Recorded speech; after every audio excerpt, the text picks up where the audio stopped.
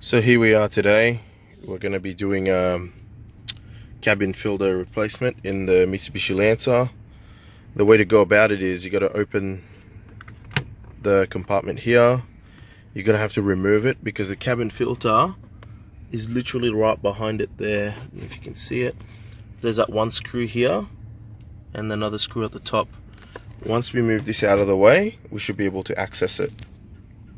So in order to remove the drawer, there's this piece here that you're gonna have to wiggle, which is interestingly in that corner here. You're gonna have to like wiggle it, pull it out, because that's the part that holds the tab here. So realistically, what we just got to do now is press, and then this whole thing comes down, which leaves the cabin filter exposed. So now we're just going to have to remove the screws.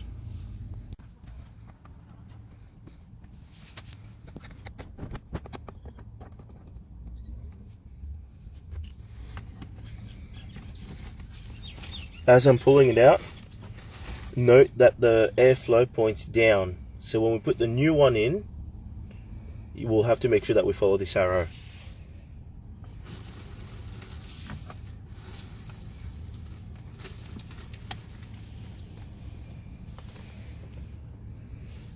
Wow, this is what we were breathing in. This is pretty bad. So here we've got the Ryco cabin air filter. We ended up going for the RCA206MS, which is micro shield.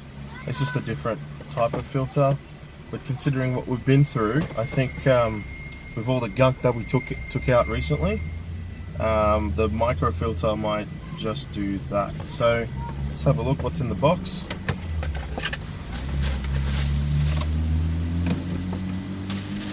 So here we are, here's the cabin filter, nicely packaged. Let's open it.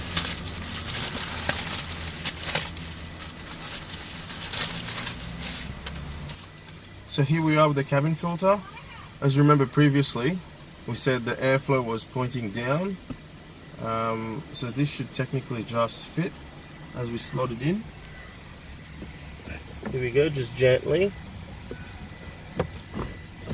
And there it is. Now we'll just grab our screwdriver and get those screws.